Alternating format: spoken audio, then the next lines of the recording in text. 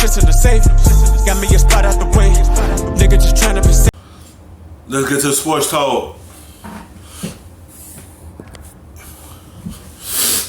Draft class, what are the biggest storylines that you're following? I think we start with Chase Young, Joe Burrow, those particular players at this point in time. Chase Young might be the highest rated defensive player in the draft. There was a GM this week that said he is the highest grade of any defensive player he's graded since Von Miller came out. He envisions him as a 13 to 15 sack a year player. You see the havoc he wreaks on opposing offenses. He's a beast out there, and I expect him to be the top defensive player drafted.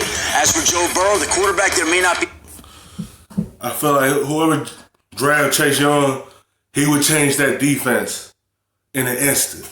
You see what Bosa did when San Francisco drafted him? He changed that defense in an instant.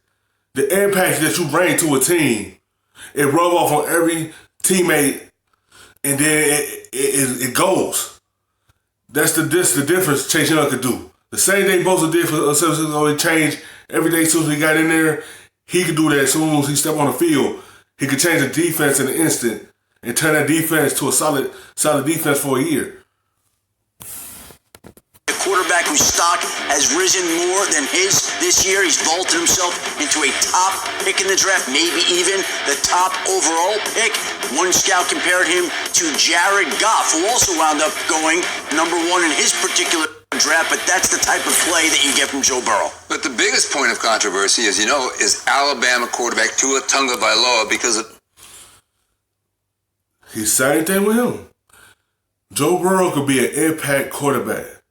Whoever draft him, he can help change that organization.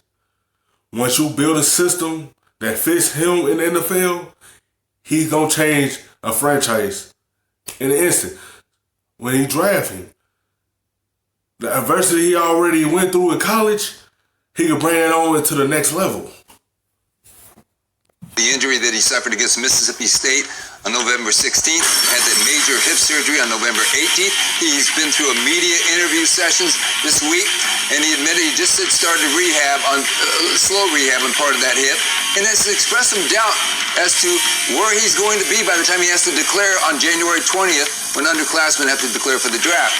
But I think the general feeling around the league is, hey, we'll monitor how his health is doing. He seems to have some doubt. He says he may never be totally the same.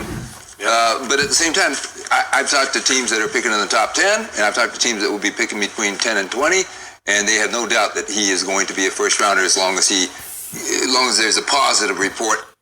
As long as they get him a good report that he's ready to go, team's going to draft him because he did enough to show them what he can do for the next level. They going to monitor his health and everything and make sure everything is good before they take him. Outlook. I've talked to one team that said, hey, we'll redshirt him. We'll take him the first round. We'll redshirt him for a year. Yeah, it's interesting, Lewis, because you know this. It's always situational, like who ends up in those top spots and do they need a quarterback? You look at some of the teams we listed, Cincinnati and Miami, probably going quarterback. If you were a team that was going to go quarterback, who would you take? I think you have to look. It's always about reducing risk at the very top of the draft, especially when you're talking about where Cincinnati's picking. So really right there, when you're looking at injury concerns and character concerns, those are the first two things you can't miss on. And with Tua, obviously there's an injury concern. There's an availability concern.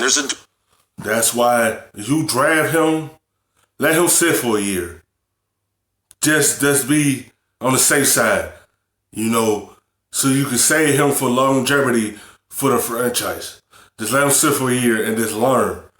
And then evaluate him and see if he's healthy enough to go. If you draft him, anyone that drafted Tua, just to do that. That's my advice.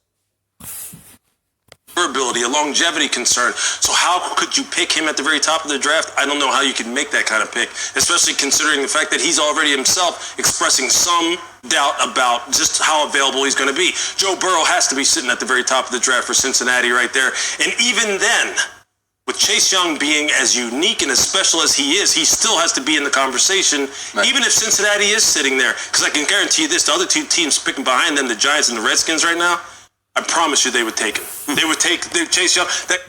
Because I understand Cincinnati needed a quarterback. but they also need help on the defensive side as well. So they're going to be in between. Do they want to take a quarterback or take a defensive player?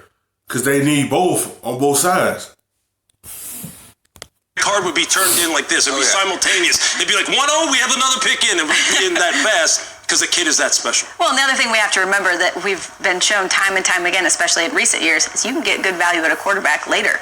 We saw where Lamar Jackson went. Sure. We saw where guys like Dak Prescott have gone. So it'll be interesting to see how this all plays out. Hi, everyone. Thank you for watching ESPN on YouTube. For more sports, more analysis,